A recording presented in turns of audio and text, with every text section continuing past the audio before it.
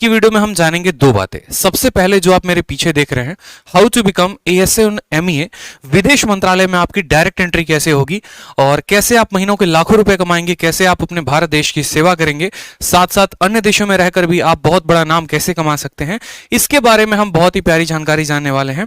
और इसके बाद मैं आप लोगों को 60 दिन 60 मैराथन के सबसे पहले एपिसोड, मतलब बहुत सारे एपिसोड हो रखे हैं लेकिन आज रेशियो का सबसे पहला एपिसोड होगा जिसमें हम रेशियो को बिल्कुल zero to hero level cover करेंगे भाई। ठीक है, माफी लेट के लिए माफी चाहेंगे। जल्दी से जो है एक बार सभी वीडियो को लाइक कर दो, शेयर कर दो, चैनल को सब्सक्राइब कर दो जितने दोस्त हमारे साथ जुड़े हुए हैं।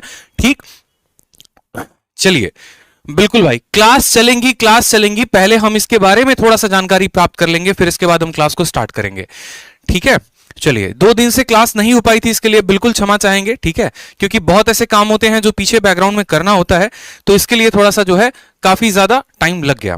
चलो तो बात करते हैं यहां पर सबसे पहले कि देखो क्या होता है कि एसएससी सीजीएल का जो आप पेपर देते हैं उसमें बहुत सारे पोस्ट होते हैं और उसी में से एक सबसे दमदार और सबसे खूबसूरत पोस्ट है हमारा एएसओ इन एमईए।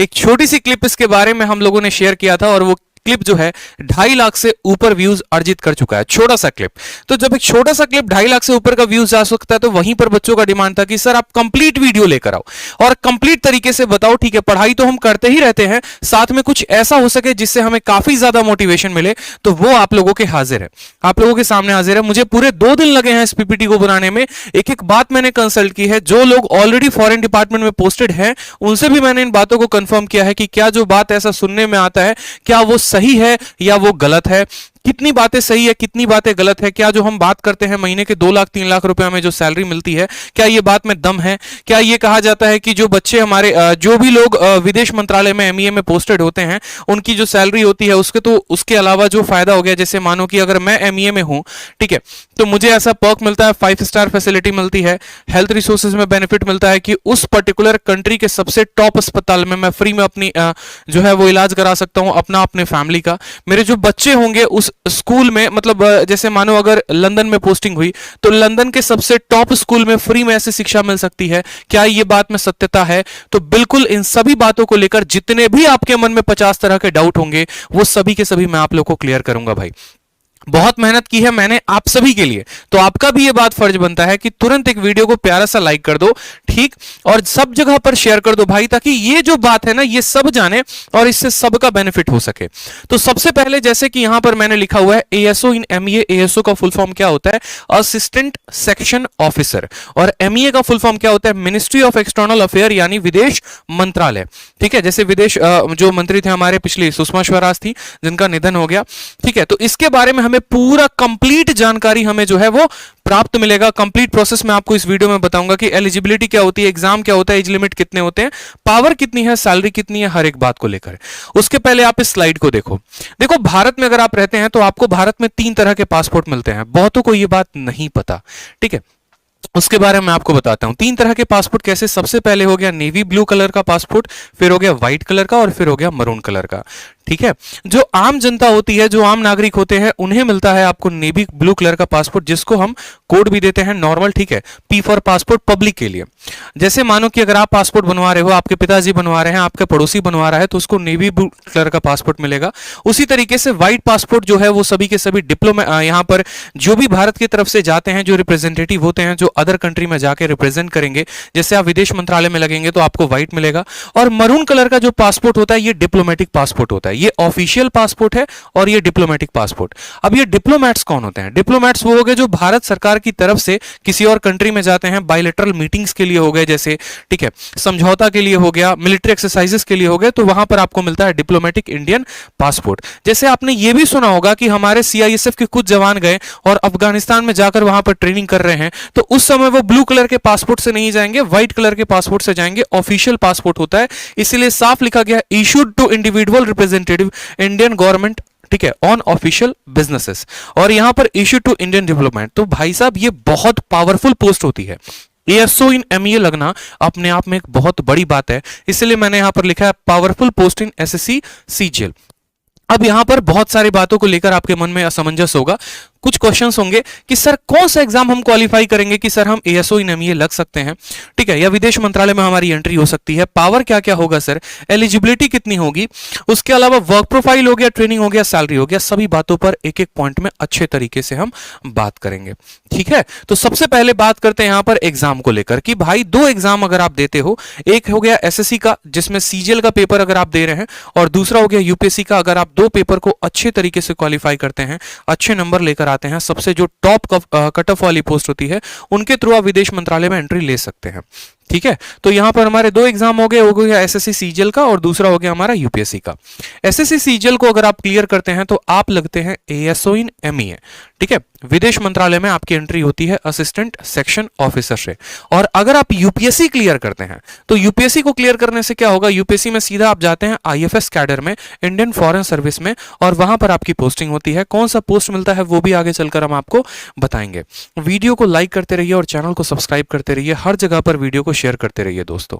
तो बात करते हैं सर एसएससी सीजीएल में कौन सा ऐसा पोस्ट है, कैसे कैसे जो है हमें कैसे कैसे पेपर क्लियर करना होगा, क्योंकि यूपीएससी के बारे में अगर मैं वीडियो बनाऊंगा तो वो बहुत लंबी हो जाएगी। तो एसएससी के माध्यम से हम डायरेक्ट एएसओ इन एमईए कैसे लगेंगे, कितने स्टेप्स में हमें पेपर देना होगा, ठीक है, एक एक बात को यहां पर समझिएगा अच्छे से। तो सबसे पहले आपको देना होता है टीयर 1, जैसे कि अभी आप लोगों का टीयर 1 जो है वो अप्रैल में है सीजीएल का, और उनमें टीयर 1 में आपको पता है कि 4 सब्जेक्ट होते हैं, मैथ, इंग्लिश, रीजनिंग और जीएस। इस तरीके से 4 सब्जेक्ट में 200 नंबर का पेपर होता है। यहां पर जब आप क्वालिफाई करते हैं तो आप देते हैं मेंस, जैसे कि हमारे सीजीएल 2020 का मेंस कल था जिसमें मैथ और इंग्लिश का पेपर 200 नंबर का होता है। फिर आप मेंस देते हैं, उसके बाद आता है डिस्क्रिप्टिव, जो कि अभी 5 दिन बाद आपका डिस्क्रिप्टिव होने वाला है। जो 2020 के कैंडिडेट थे उनका डिस्क्रिप्टिव 100 नंबर का होता है। एक ऐसे राइटिंग होती है, प्रेसिस राइटिंग होती है, या फिर लेटर भी कभी लिखना होता है।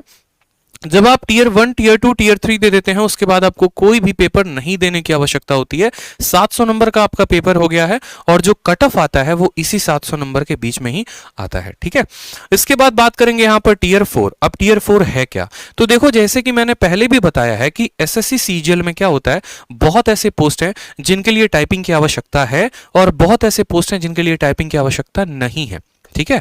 जैसे आप लोगों ने पिछली वीडियो में देखा था इनकम टैक्स इंस्पेक्टर के लिए, उसमें टाइपिंग की आवश्यकता नहीं होती है, लेकिन जो एएसओ इन एमईए लगते हैं उनमें टाइपिंग की आवश्यकता है। तो इनको एक अलग से पेपर देना होता है टीयर 4, जिसको हम कहते हैं सीपीटी।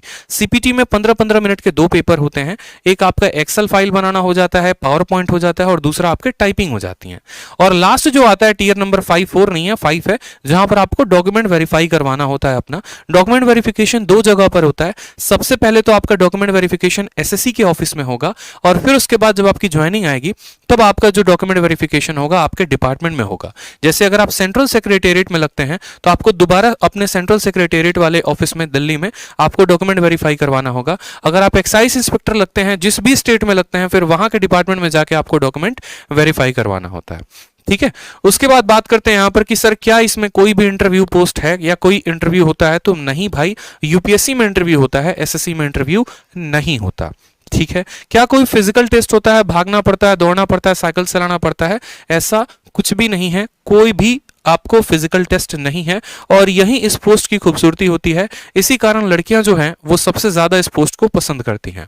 इसके बाद बात करते हैं टाइपिंग टेस्ट होता है, तो हाँ भाई टाइपिंग टेस्ट होता है, और टाइपिंग टेस्ट ज्यादा कठिन नहीं होता, बहुत ही आसान, बहुत ही नॉर्मल होता है, ठीक है।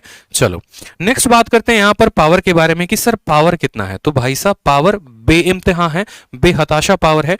क्योंकि मैं आपको अभी दिखाऊंगा एक चलकर छोटी सी बात आगे, एक स्लाइड देखोगे ना आपको मजा आ जाएगा, मैं सच बताऊं तो। क्योंकि मैं हमेशा से एक बात बोलता हूं, भले एक दिन मेरी क्लास ना लगे, ठीक है, लेकिन जो अगली क्लास होगी ना वो पूरे तैयारी के साथ होगी, पूरे दमदार तरीके से होगी। मेरा मानना यह है कि अगर मैं एक वीडियो उससे संबंधित यूट्यूब पर डाल रहा हूं बच्चों को लेकर, तो मैं संपूर्ण जानकारी उनको दे सकूं ताकि उन्हें कहीं और भटकने की जरूरत ना पड़े।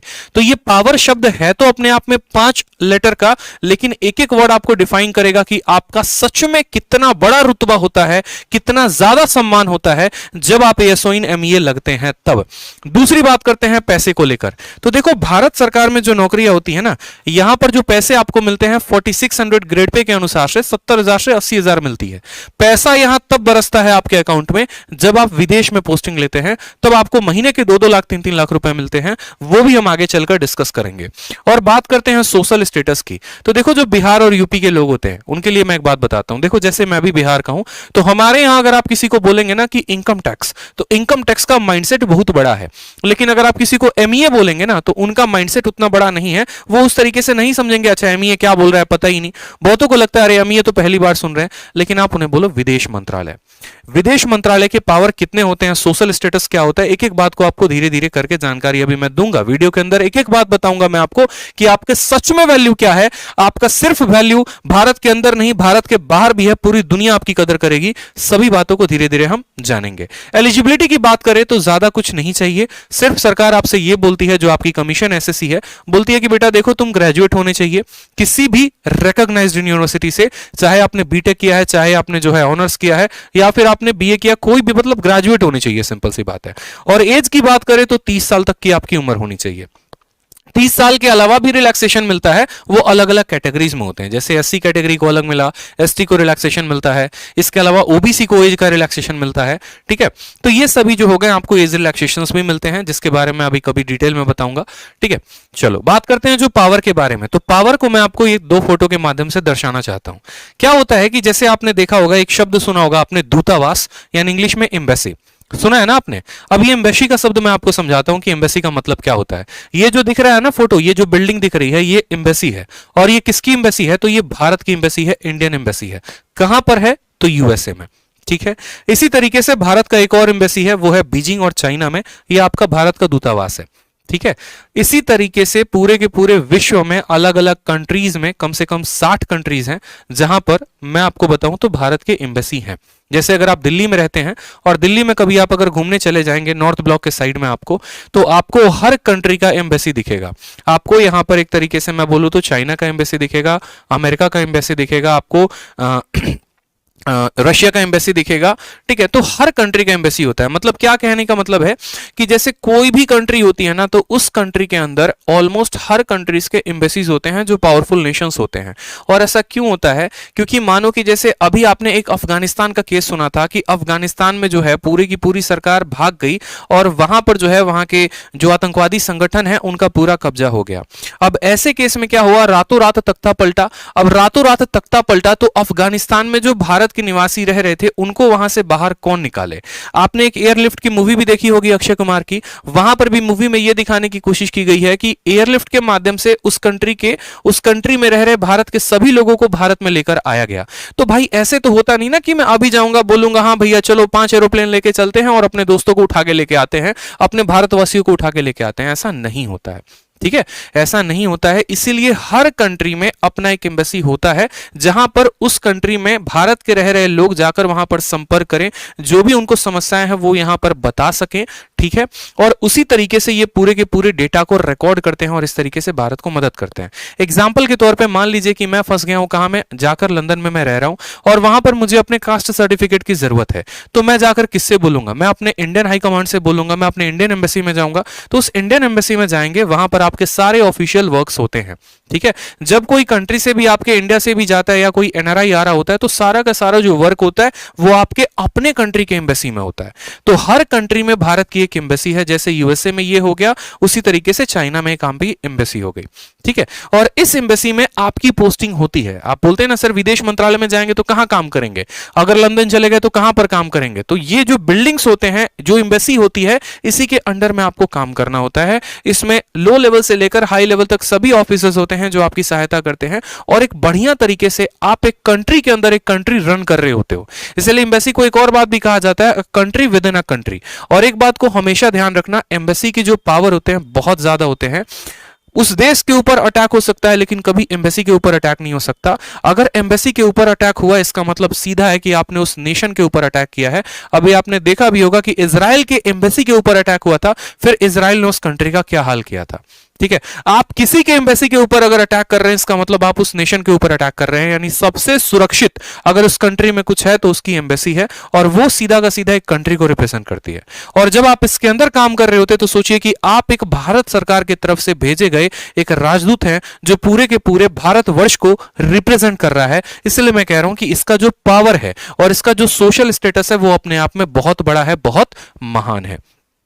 ठीक है, नेक्स्ट बात करते हैं यहां पर वर्क प्रोफाइल के बारे में कि चलो भैया इस बिल्डिंग में चले गए, काम कर रहे हैं, लेकिन काम कर क्या रहे हैं। क्या काम हमें मिला है। तो वहां पर जाने के बाद कम से कम 10-15 तरह के काम होते हैं जो नॉर्मली ऑफिशियल ऑन रिकॉर्ड हैं, लेकिन मैंने यहां पर फिलहाल तरीके के 3 काम लिखे हुए हैं। जैसे मानो यहां पर आपने आईएफएस ऑफिसर सुना है, सिर्फ ना कि बाहर की बात कर रहे हैं, हम इंडिया की भी बात कर रहे हैं। आईएफएस ऑफिसर कैसे आते हैं? यूपीएससी से। यूपीएससी आप देते हैं तो आईपीएस बनते हैं, आईएएस बनते हैं, और एक और होता है आईएफएस, इंडियन फॉरेन सर्विस। और इंडियन फॉरेन सर्विस के जो असिस्टेंट होते हैं वो सीधे के सीधे किससे जाते हैं? एसएससी सीजीएल से। यानी अगर आप यूपीएससी क्वालिफाई करेंगे तो आप आईएफएस ऑफिसर बनेंगे, और अगर आप यूपीएससी क्वालिफाई नहीं कर रहे, एसएससी से जा रहे हैं, तो आप उनके असिस्टेंट बनेंगे। धीरे धीरे आपका प्रमोशन होने के बाद भी आप भी जो है आईएफएस कैडर में आ जाते हैं। दोस्तों 1000+ लाइव कर दो, बहुत बड़ी जानकारी मैं आपको दे रहा हूं, इसीलिए मैंने कहा कि मुझे टोटल 2 दिन लगे हैं, 48 घंटे, तब जाकर ये पीपीटी बनी है। अलग अलग लोगों से मैंने संपर्क किया है, जो ऑलरेडी कोई बगदाद में पोस्टेड है वहां से उनसे मैंने बात की फेसबुक के माध्यम से, ऑलरेडी जो है दिल्ली में कोई पोस्टेड है तो उनसे मेरी बात हुई है, तब जाकर एक कंप्लीट जानकारी मैं आप लोगों के लिए लेकर आया हूं, ताकि एक सही जानकारी मैं आपको दे सकूं और ये एक अलग आपके अंदर पैदा कर सके कि नहीं यार अब तो मुझे भी करना है।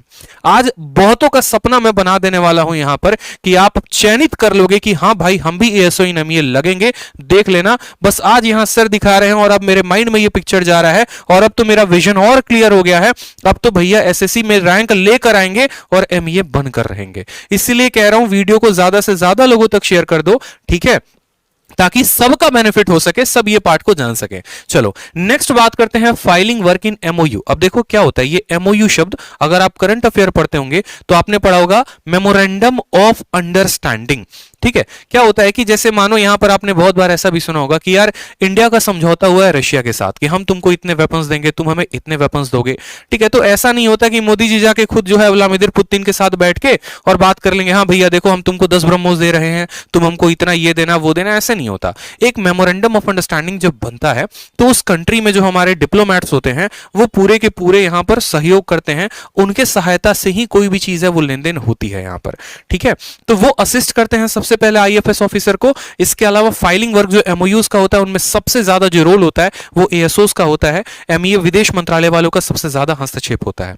इसके अलावा आपने और भी बहुत सारे केसेस देखे होंगे, जैसे सुषमा स्वराज को किसी ने ट्विटर पर टैग कर दिया कि हम दुबई में काम करने आए थे और 5 साल हो गया, हमको बंधक बना के रख लिया गया है, प्लीज हमारी सहायता करिए। और ऐसे ऐसे वीडियो सुषमा स्वराज के पास आते थे, वो तुरंत विदेश मंत्रालय को वहां पर सूचित करती थी और वहां पर उस व्यक्ति को फिर वहां से छुड़ाया जाता था कानूनी प्रक्रिया करके।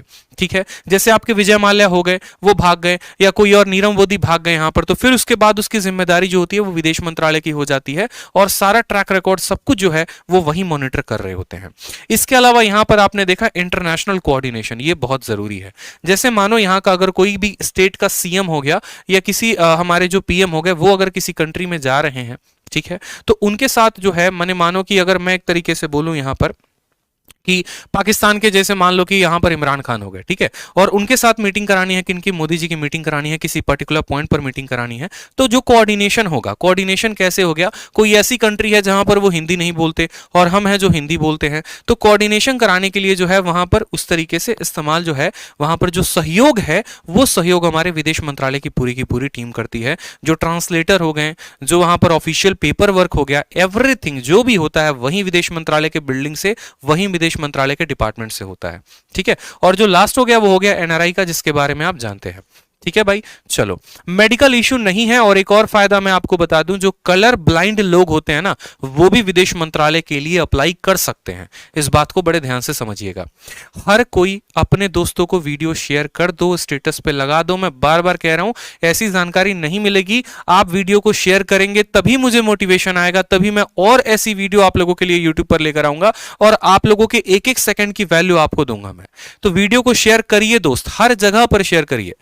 ठीक है, हर जगह पर शेयर करिए ताकि हर किसी का बेनिफिट हो और मुझे भी मोटिवेशन मिले कि मैं आप लोगों के लिए कुछ नया कर सकूं। ठीक है, इसके अलावा बात करते हैं यहां पर ट्रेनिंग के लिए। तो देखो आप लोगों की ट्रेनिंग कहां पर होती है। ट्रेनिंग जो होती है वो आपको जेएनयू में होती है। जैसा कि आपने सुना होगा, कन्हैया कुमार के नाम से भी जेएनयू काफी फेमस हो गया था और बाकी यहां पर जेएनयू में जो है आए दिन प्रोटेस्ट भी चलते रहता है, ये भी आप जानते हैं। और यहां से बहुत बड़े बड़े पास आउट हुए हैं, तो यहीं पर एक ब्लॉक है एफएसआई, वहीं पर आपकी ट्रेनिंग चल रही होती है। इसमें किसकी किसकी ट्रेनिंग चलती है ये बात जान लीजिए। लबासना तो आप सब जानते हैं कि यूपीएससी का जब ट्रेनिंग होता है वो लबासना में होता है, लेकिन वहां से जब लोग अलग अलग कैडर के बाद आते हैं तो जो आईएफएस ऑफिसर्स हो गए उनकी भी ट्रेनिंग इसी जेएनयू में होती है। एसएससी सीजीएल के माध्यम से जो एमईए जाते हैं, एएसओ इन एमईए, उनकी भी जो आपको ट्रेनिंग हो गई वो इसी बिल्डिंग में होती है। इसके अलावा सीएचएसएल से जो एलडीसी हैं, एलडीसी में जो डिपार्टमेंट में जो अलग अलग जाते हैं टाइपिस्ट, उनका भी ट्रेनिंग इसी बिल्डिंग में होता है और ट्रेनिंग का जो पीरियड रहता है वो 30 डेज का रहता है। इसी 30 दिन के अंदर आपको हर एक बात का जो है जानकारी दिया जाता है। ठीक है, बच्चा पूछ रहा है कि सर आपका नाम क्या है? हमारा नाम आदित्य रंजन है। ठीक है, और ट्रेनिंग में मुख्यतः किन बातों के ऊपर फोकस किया जाता है? ट्रेनिंग में मुख्यतः आपको इस बात पे फोकस किया जाता है कि आपको पासपोर्ट कैसे बनाना है। पासपोर्ट पे आपको, जैसे आपने देखा होगा, अगर आप अभी चले जाओ मानो पासपोर्ट बनवाने, तो पासपोर्ट बनवाने कहाँ जाओगे? जो आपका विदेश मंत्रालय का विभाग है वहीं पर जाओगे आप। ठीक है, तो ट्रेनिंग में ये सभी बातों के ऊपर फोकस किया जाता है। वीजा से संबंधित जुड़ी जानकारी, पासपोर्ट से संबंधित कि कौन सा नकली है कौन सा असली है। ठीक है, किसी का पासपोर्ट बनाना है, वीजा बनाना है किसी और कंट्री का, तो सभी जो है वहीं पर विभाग में होते हैं। इसके अलावा कुछ आपको एमईए के एडमिनिस्ट्रेशन बताए जाते हैं। ये सभी बातें मैंने यहां पर लिख रखा है। ट्रेड से संबंधित कुछ जानकारी हो गई, तो ये सभी के ऊपर आपको जो है 2-2 दिन 3-3 दिन करके आपका जो ट्रेनिंग होता है 30 दिन पूरा किया जाता है और इन सभी चीजों के बारे में आपको जानकारी दी जाती है। जैसे कि मैंने आपको सीबीआई में बताया था, सीबीआई में ट्रेनिंग कैसे होता है। सीबीआई वाली वीडियो जिन्होंने नहीं देखी है वो जाके मेरी 60 दिन 60 मैराथन के प्लेलिस्ट में देख लेंगे। इनकम टैक्स ऑफिसर की जिन्होंने देखी है वो भी जाके 60 दिन 60 मैराथन में देख लेंगे। ठीक है, तो जैसे कि मैंने बताया था कि सीबीआई में क्या होता है कि आपको बंदूक चलाना सिखाते हैं। ठीक है, आपको जो है नारकोटिक्स के बारे में पूरा का पूरा बताते हैं, ड्रग्स के बारे में पूरा बताते हैं, पूरा लॉ एंड ऑर्डर आपको पढ़ाते हैं। तो यहां पर आपको ना बंदूक चलाना सिखाएंगे, ना लॉ एंड ऑर्डर पढ़ाएंगे, ना आपको नारकोटिक्स के बारे में बताएंगे। जो इनका ऑफिशियल वर्क होगा उसके बारे में पूरी की पूरी जानकारी आपको दी जाएगी। 35 वीक नहीं कह रहा मैं, यहां पर 30 डेज कह रहा हूं, क्योंकि 30 दिन के अंदर इसकी ट्रेनिंग खत्म हो जाती है। 30 दिन के अंदर ट्रेनिंग खत्म। और एक और बात बता दे, अगर एसएससी सीजीएल में सबसे पहले किसी पोस्ट की ज्वाइनिंग आती है तो वो इसकी आती है। एग्जाम्पल मैं आपको दे रहा हूं, 2017 सीजीएल का जब रिजल्ट आया था तो रिजल्ट के 1 महीने के बाद यहां पर ज्वाइनिंग लेटर आ गया था, ट्रेनिंग का लेटर आ गया था कि भैया पहुंच जाइए जेएनयू अपना बोरिया बिस्तर लेकर, वहां पर आपकी ट्रेनिंग शुरू हो जाएगी। लेकिन अगर वहीं हम एक्साइज इंस्पेक्टर की बात करें तो ये जो एक्साइज इंस्पेक्टर है अभी इनका जो ज्वाइनिंग आया है वो पिछले 2021 के दिसंबर में आया है। तो सबसे फास्ट अगर किसी की ज्वाइनिंग आती है तो विदेश मंत्रालय की आती है, एएसओ इन एमईए की, और सबसे लेट अगर किसी का आता है तो वो एक्साइज इंस्पेक्टर होता है। इस बातों को भी ध्यान रखेंगे। मतलब जब तक एक एक्साइज इंस्पेक्टर का पर्सन ज्वाइन करेगा तब तक 1 साल की जो सैलरी है या 1 साल का जो प्रमोशन ग्रोथ है वो आपको विदेश मंत्रालय से मिल जाता है। जो सबसे इंपॉर्टेंट बात होती है वो है पोस्टिंग के बारे में। पोस्टिंग के बारे में बहुत बच्चे जो होते हैं सोच रहे होते हैं, अरे ऐसे कैसे, हमको क्या पहले पोस्टिंग में लंदन भेज देगा, दूसरे पोस्टिंग में क्या हमको अफगानिस्तान बगदाद भेज देगा, पाकिस्तान भेज देगा। तो पोस्टिंग के बारे में एक बहुत मिथ चल रहा होता है। ठीक है, कि किसी को क्या ऐसे थोड़ी है कि लंदन भेज दे, तो कैसे पोस्टिंग होता है, प्रोसीजर क्या होता है, जानकारी कैसे होती है, सब बातों को समझो। सबसे पहले तो यहां पर अगर आप भारत में सेवा देना चाहते हो तो आप भारत में एमईए ऑफिस दिल्ली में काम कर सकते हो। ठीक है, जब आप 2 साल 3 साल जब आप काम कर लेते हैं, जब आपकी थोड़ी सी सीनियरिटी हो जाती है, उसके बाद यूं समझ लीजिए जैसे आप गेम खेलते हैं ना, एक लेवल को क्रॉस किया तो दूसरा लेवल आपके लिए खुल जाता है। सेम तरीके से जब आप 2 साल 3 साल यहां पर काम कर लेते हैं दिल्ली में रहकर, तो उसके बाद आपको विदेश जाने के रास्ते खुल जाते हैं और आप अलग अलग कंट्रीज में जा सकते हैं। अलग अलग कंट्रीज में जाने का भी क्या प्रोसीजर है वो भी हम आपको बताएंगे। पहले भारत में समझ लेते हैं कि भारत में कहां कहां काम करना है। कोई अगर दिल्ली में जॉब करना चाहता है तो दिल्ली में कर सकता है, और अगर दिल्ली में जॉब नहीं करना चाहते, आप किसी और स्टेट के हैं, कोई जैसे मानो यहां पर चंडीगढ़ का है, या कोई पंजाब का है, कोई हरियाणा का है, कोई उत्तराखंड का हो गया, तो आपके अलग अलग स्टेट में भी रीजनल ऑफिसेज होते हैं, पासपोर्ट ऑफिस, और उस पासपोर्ट ऑफिस में जो है आप वहां पर वर्क कर सकते हैं। ठीक है, तो ये तो हो गया हमारा इंडिया का बात। नेक्स्ट बात करते हैं फॉरेन पोस्टिंग के बारे में। फॉरेन में कितने तरह के पोस्टिंग होते हैं यहां पर देखो, छोटे से स्लाइड के माध्यम से बताया है। ठीक है भाई, चलो फॉरेन पोस्टिंग में क्या होगा, देखो कितने तरह की कंट्रीज होती है। एक होता है ए स्टार कंट्री, दूसरा होता है ए, फिर होता है बी कंट्री, फिर होता है सी कंट्री, फिर होता है सी स्टार, और इसके बाद भी एक और कंट्री होती है। इसके बारे में संपूर्ण जानकारी मुझे उस भाई से मिली जो ऑलरेडी बगदाद में है और जो ऑलरेडी एएसओ इन एमईए है। उन्होंने पूरी की पूरी जानकारी दी। उन्होंने कहा कि भाई ऐसे नहीं होता है कि तुम जो है सीधा का सीधा लंदन चले जाओगे काम करने। एक प्रोसीजर होता है, प्रोटोकॉल होता है। प्रोटोकॉल क्या होता है, जैसे मानो सबसे पहले मैं एएसओ इन एमईए एमईए लगा। एएसओ इन एमईए लगने के बाद क्या हुआ कि मैंने 2 साल 3 साल भारत सरकार में सेवाएं दी, दिल्ली में जो है मेरा पूरा का पूरा काम चला। उसके बाद हमारे लिए ऑप्शंस बाहर जाने के खुल जाते हैं। बाहर जाने के कितने ऑप्शंस है, तो एक तरीके से यूं समझ लो 60 कंट्रीज हैं, लेकिन शुरू में जो हमारे पास ऑप्शन आता है वो 30 कंट्री का आता है। उस 30 कंट्री में हमें अपना फॉर्म फिलअप करना होता है, फिर पूरा का पूरा पेपर वर्क होता है, और पेपर वर्क होने के बाद तब वो पहुंच जाता है आपके ऑफिस में, और फाइनली कुछ महीने के अंदर आपके पास आ जाता है कि हाँ आपको ये कंट्री मिला है।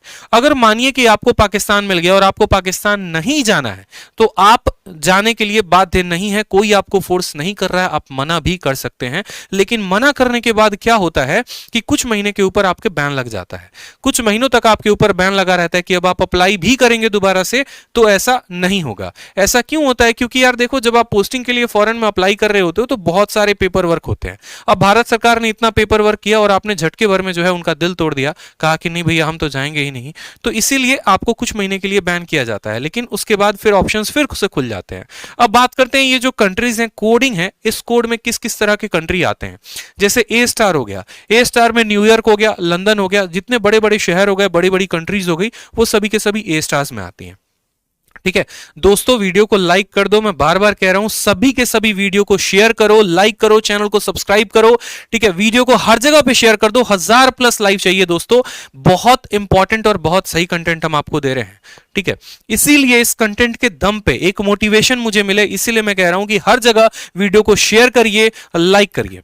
ठीक है, उसके बाद बात करते हैं, जैसे ए हो गया हमारा, यहां पर आता है लंदन जैसा आपका कंट्री हो गया। ठीक है, फिर बात करते हैं यहां पर बी नंबर में, जैसे बीजिंग। बीजिंग कहां है? चाइना में है, जिसकी मैंने आपको फोटो भी दिखाई थी यहां पर, और जिसका मैंने कहा भी था कि देखो ये बीजिंग है।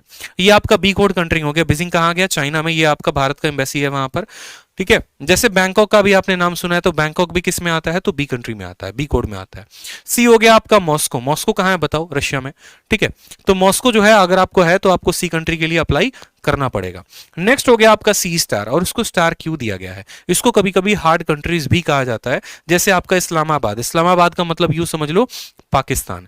ठीक है, तो अब मैं बताता हूं कि यहां पर पोस्टिंग के प्रोसीजर्स क्या क्या हो गए। जैसे मानो मैंने फॉरेन पोस्टिंग के लिए अप्लाई किया, तो शुरू में जो हमें स्टार्टिंग मिलती है वो हमें C+ स्टार कंट्री से मिलता है, C स्टार कंट्री से मिलता है। जैसे अफगानिस्तान हो गया, पाकिस्तान हो गया, ठीक है, बगदाद हो गया, इन कंट्रीज में पोस्टिंग होती है।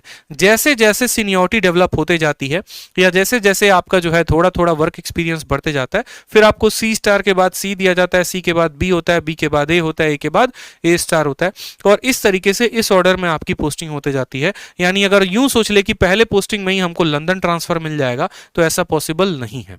एक आधा एक्सेप्शनल केस होते हैं जिसमें अगर आपका किसी के साथ कोई पहुंच है, नेता के साथ या किसी के साथ, तो आप अपनी पोस्टिंग इनमें किसी कंट्री में करवा सकते हैं। अन्यथा आपको जो जनरल प्रोटोकॉल है, प्रोसीजर है, आपको उसी तरीके से फॉलो करना पड़ेगा, और उसी तरीके से आपकी पोस्टिंग होती है। ठीक है, नेक्स्ट बात करते हैं सैलरी के बारे में। तो जो सैलरी है वो इंडिया में आपको 70+ के करीब में मिलता है, लेकिन जैसे आप इंडिया से बाहर जाते हैं, किसी और कंट्री में जाते हैं, जैसे मानो कि कोई बगदाद में है, या यूं समझ लो कोई लंदन में है, ठीक है, या कोई आपका जर्मनी में है, तो उसकी सैलरी कितनी होगी? क्या उसको 70,000 रुपया ही मिलेगा? तो ऐसा नहीं है। देखो क्या होता है कि सैलरी जो डिसाइड होती है ना, वो करेंसी के पावर के ऊपर डिसाइड होती है। एग्जाम्पल के तौर पर यूं समझ लो कि अगर भारत में ये सैलरी 70,000 है, तो विदेश में यही सैलरी जाकर उनके अकॉर्डिंग कितना हो जाएगा, वहां के खर्च के अकॉर्डिंग, वहां के महंगाई के अकॉर्डिंग सभी चीजों को कैलकुलेट किया जाता है कि यहां पर अगर हम जो हाउस अलाउंस है 8,000 रुपया किराया दे रहे हैं, तो क्या वहां पर अगर कोई फ्लैट लेगा तो क्या 8,000 में निपट जाएगा? इन सभी चीजों को कैलकुलेट करते हुए जो आपका अप्रोक्सीमेट इंडियन करेंसी में कन्वर्ट करने के बाद जो सैलरी आती है वो 2 से 3 लाख रुपए आती है। किसी किसी कंट्री में 2 लाख है, किसी में 2.5 लाख है, किसी में 3 लाख है। तो फॉरेन पोस्टिंग में इंडियन करेंसी के हिसाब से आपको 2 से 3 लाख रुपए मिल जाता है महीने के, जो कि अपने आप में बहुत बड़ी बात है। इसमें आराम से जो है आप 1 लाख 1.5 लाख रुपया खर्चा करके बाकी पूरा का पूरा आप सेव कर सकते हैं, अपने घर बेच सकते हैं, कोई भी काम आप कर सकते हैं। इसलिए सबसे लुक्रेटिव और प्रॉफिटेबल जो पोस्ट होता है वो एमईओ कहा जाता है, जिसमें सबसे ज्यादा सैलरी होता है। इसके अलावा दोस्तों ये बात समझो, ये जो पर्क्स है ये अपने आप में बहुत बड़ा बात है। अगर मैं बोलूं ना कि मुझे मोटिवेशन कैसे मिलेगा, जाहिर सी बात है, इंसानी फितरत है, किसी को भी मोटिवेशन मिलता है तो पैसे से मिलता है, किसी को भी मोटिवेशन मिलता है तो एक तरीके से उसके बेनिफिट से, जो उससे फायदे हैं। जैसे मानो मैंने आपको कहा 2 मोबाइल है, एक रेडमी हो गया और एक नोकिया हो गया, और मैंने कहा कि आप इसमें कौन सा लोगे, तो आप क्या देखते हो? फीचर्स देखते हो, यार इसके फीचर्स अच्छे हैं, इसकी क्वालिटी अच्छी है, तो ये वाला मोबाइल लेंगे। उसी तरीके से जब आप एसएससी का पेपर दे देंगे, तो पेपर देने लेने के बाद डॉक्यूमेंट वेरिफिकेशन में जब जाएंगे, पोस्ट प्रेफरेंस जब भरेंगे, तो बहुत सारे पोस्ट हैं, तो उसमें आप किसको सबसे पहले नंबर पर स्थान देंगे? वो कब देते हैं? जब आप अपना देखते हैं कि हाँ भाई इससे संबंधित क्या क्या फायदे हो सकते हैं। ठीक है, कोई अगर मानो घूमना चाहता है, ठीक, अलग अलग कंट्रीज में, तो वो एमईए के लिए अप्लाई करता है। कोई पुलिस की सर्विस में जाना चाहता है तो सीबीआई या एक्साइज इंस्पेक्टर में जाता है। किसी को नॉर्मल ऑफिस लाइफ चाहिए तो वो सीएसएस में जाता है। तो उस तरीके से इसमें क्या क्या फर्क होता है, पर्क जो है, बेनिफिट जो है वो क्या क्या मिलता है? तो सबसे पहले बहुत ज्यादा सैलरी होती है, जैसा कि मैंने बताया 2 लाख से 3 लाख रुपए के करीब में। ठीक है, इसके बाद बेस्ट अमेनिटीज। अब बेस्ट अमेनिटीज के बारे में थोड़ा सा जानकारी देता हूं, जिसमें मैंने हेल्थ और एजुकेशन लिखा है। जैसे मानो आप भारत में 70,000 रुपए महीना कमा रहे हो, ठीक है, आप बीमार पड़ गए, आपको क्या होगा कि खर्चा कराने में ही, इलाज कराने में ही आपके पूरी की पूरी सैलरी चली जाएगी। या आपके बच्चे थोड़े थोड़े बड़े हो रहे हैं, आप उनको सबसे टॉप स्कूल में रख रहे हो, महंगाई का जमाना इतना, महीने के 10-10 हजार रुपए आपका महीने का फीस लग रहा है। लेकिन अगर आप एएसओ इन एमईए लगते हैं तो ये दो चीजें जो है आपकी भारत सरकार देती है। ठीक है, यानी आप बीमार हुए या आपके परिवार में कोई भी बीमार हुआ तो उस कंट्री के सबसे उच्च अस्पताल में आप फ्री में इलाज करवा सकते हैं, कोई रुपया नहीं लगेगा। और उस कंट्री के सबसे टॉप स्कूल में 12वीं तक, 12th तक आप अपने बच्चे की फ्री में पढ़ाई करवा सकते हैं। उसका पूरा का पूरा जिम्मा कौन उठाता है? भारत सरकार उठाती है। ठीक है, कौन उठाता है? भारत सरकार उठाती है। नेक्स्ट बात करते हैं 5 स्टार अकोमोडेशन। 5 स्टार अकोमोडेशन क्या है? जैसे मानो मुझे पोस्टिंग मिली कहां पर? जर्मनी में, और जर्मनी में गया तो मुझे वहां पर कोई एक जो है हाउस मिला ही नहीं, सरकार की तरफ से रहने के लिए कहीं पर कोई अभी क्वार्टर अवेलेबल ही नहीं है। तो क्या होगा, मैं वहां के किसी भी 5 स्टार होटल में रह सकता हूं, और जितना भी खर्चा आएगा वो पूरा का पूरा खर्चा कौन देगा? तो भारत सरकार देगी।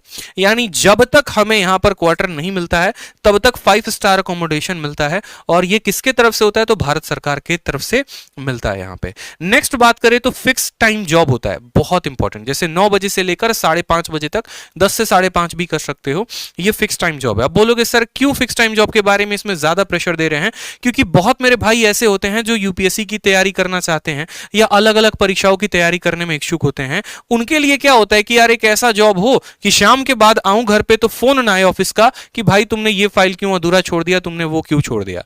तो इसमें यह फायदा है कि फिक्स टाइम की जॉब है, घर पे आने के बाद आपको टेंशन नहीं है क्या हुआ ऑफिस में क्या नहीं हुआ, आप आराम से रिलैक्स होकर आगे यूपीएससी की तैयारी कर सकते हैं या किसी भी एग्जाम की या कोई और अपना काम कर सकते हैं। तो ये बहुत फायदेमंद होता है। नेक्स्ट बात करें यहां पर तो व्हाइट पासपोर्ट। ये व्हाइट पासपोर्ट का है ना भाई बहुत महत्व है यहां पे। जैसे कि मैंने शुरू में ही वीडियो को बताया था कि 3 तरह के पासपोर्ट होते हैं, ब्लू कलर का, नेवी ब्लू हो गया, व्हाइट हो गया और मरून हो गया। ठीक है, और ये जो पासपोर्ट है ना, यही एक तरीके से बोले हिंदी में तो आपकी जो औकात है वो बताती है कि आप सच में कितना वैल्यू रखते हैं किसी कंट्री के लिए, इंडिविजुअल कितनी पर्सनालिटी आपकी वैल्यू होती है यहां पे। ठीक है, जैसे मानो यहां पर ब्लू पासपोर्ट हो गया, ये पूरे भारत में हर व्यक्ति के पास है, किसी के पास कोई भी बनवा सकता है। व्हाइट पासपोर्ट हर किसी के बस की बात नहीं होती, उन्हीं को मिलता है जो भारत सरकार के ऑफिशियल्स होते हैं। इसे लिखा गया official Indian passport issue to individuals representing Indian government on official businesses. और जो तीसरा हो गया मरून हो गया, जब कोई नेता या कोई बड़े ऑफिसर्स होते हैं, जो डिप्लोमैट्स होते हैं, ठीक है, जब वो किसी मीटिंग के लिए जाते हैं किसी कंट्री में तो वो उनको मिलता है। ठीक, तो ये जो पासपोर्ट है यही आपके लिए बहुत बड़ी बात है। एग्जांपल मैं आपको देना चाहूंगा, अगर शाहरुख खान जा रहे हैं और मैं एक एएसओ इन एमईए हूं, ठीक है, तो जैसे शाहरुख खान अगर गए तो उनको भाई साहब पूरी चेकिंग चलती है, आपने पता भी है। बहुत ऐसे कंट्रीज होते हैं ना, पूरा बढ़िया तरीके से चेकिंग करेंगे कपड़े हटा हटा के। लेकिन अगर मेरे पास ये पासपोर्ट है तो किसी की कैपेसिटी नहीं है कि कोई हमें हाथ तक भी लगा के दिखा सके, क्योंकि ये पासपोर्ट का मतलब मैं इस कंट्री को रिप्रेजेंट कर रहा हूं, मैं अपने आप को रिप्रेजेंट नहीं कर रहा। ये पूरा का पूरा देश मेरे से संबोधित हो रहा है और आप मुझे हाथ लगा रहे हो, उसका मतलब आप मेरे नेशन के ऊपर, ठीक है, पॉइंट आउट कर रहे हो। तो ये चीजें जो है दोहरे के थोड़े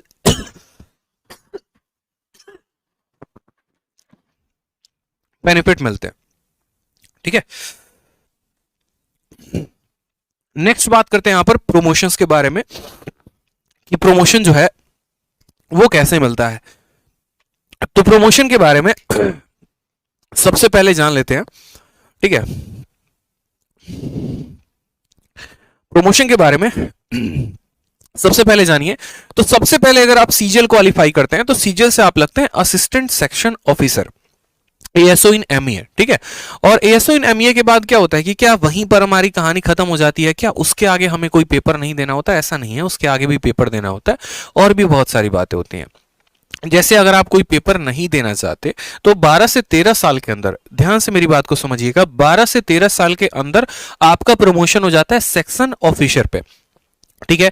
लेकिन अगर आप डिपार्टमेंटल एग्जाम देते हैं तो डिपार्टमेंटल एग्जाम में क्या होता है कि डिपार्टमेंट में भी जाने के बाद एग्जाम होता है। आप किसी कोई ऐसा पर्सन होगा जो सिलेक्टेड होगा, आप उनसे पूछना, ठीक है, वो खुद आपको बताएंगे कि चाहे वो स्टेनो है या फिर टैक्स असिस्टेंट है, तो ये सभी लोग जो होते हैं ना, अगर मानो कोई बंदा टैक्स असिस्टेंट है तो वो डिपार्टमेंटल एग्जाम दे देकर इनकम टैक्स में जा सकता है।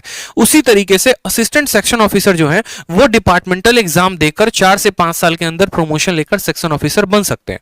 और फिर उसके बाद सेक्शन ऑफिसर से 9 से 10 साल के बाद आपका प्रमोशन होगा तो आप अंडर सेक्रेटरी बनोगे, और अंडर सेक्रेटरी आप एसएससी के माध्यम से आओगे।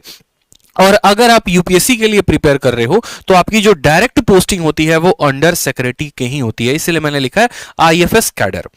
यूपीएससी निकालोगे तो यहां से आपकी प्रमोशन से स्टार्ट होंगे, और एसएससी निकालोगे तो सबसे पहले एएसओ बनोगे, फिर प्रमोशन होकर सेक्शन ऑफिसर, फिर प्रमोशन होकर अंडर सेक्रेटरी, फिर अंडर सेक्रेटरी के बाद डिप्यूटी डायरेक्टर, और फिर डिप्यूटी डायरेक्टर के बाद डायरेक्टर।